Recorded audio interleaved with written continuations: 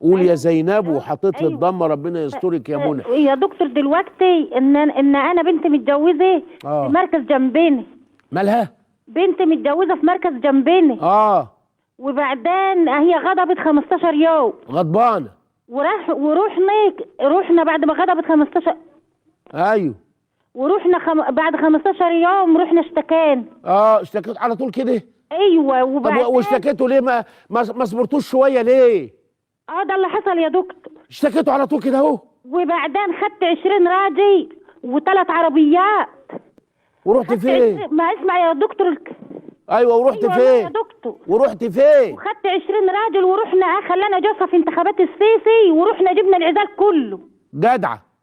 وبعدين رحت طلقتيه. ايوه. وبعدين احنا دلوقتي جبنا شهود زور ان احنا بناخدوا العزال، ان احنا ما خدناش العزال وبنطالبوا بالعزال تاني. ايوه.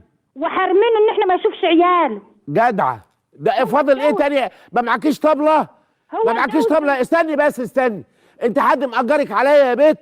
والله يا دكتور ده اللي حصل. وايه اللي جاب انتخابات السيسي للعدوان والافتراء؟ ما من ايامها. لا يعني وبتكيلي لي ورا بعض ورا بعض ورا بعض، وبتعترفي انك حايشين العيال عنه، عايزه تدخلي الجنه؟ طيب يا دكتور هو نفسه يشوفوا العيال، ولما جه عندنا يشوفوا العيال ضربناه. ضربتوه؟ ايه. ليه؟ عشان تدخلوا الجنه ولا عشان يعملوا لكم تمثال؟ احنا ضربناه عشان يتجوز. انتوا عملتوا ضربتوه عشان يتجوز؟ ابن كلب حرامي الادب، كفر بالاسلام. يا نهار اسود يا دكتور يا نهار اسود. المهم استني بس، يعني بنتك مخلفه منه كام؟ وبالتالي بنتين اتنين. ايوه. وفي عريس جه يقدر يشرب الشاي دلوقتي وعايز يتجوزها؟ لا ما فيش حد لحد دلوقتي. هي ولا حد هيجي لك ولا يعبرك ما دام عرفوا انك في توايه وخدت العزال يوم الانتخابات بتاع السيسي. يوم وعجنتوا الراجل عجن لما جه يشوفوا علاده. مين هيتجوز بنتك؟ مش هيتجوز بنتك واحد الا واحد يقدر يخبطك بالشومه اخر. الله. طب سؤالك ايه يا زينبو؟ هل ده حرام بقى؟ انا ظلمت البنت. حرامين اتنين واربع حرامات و80 حراما بالتمييز يا بت. حرام مين يا بت؟ حرامين واربعه يا بت، تشبعي حرامات. حرام عليكي يا اختي.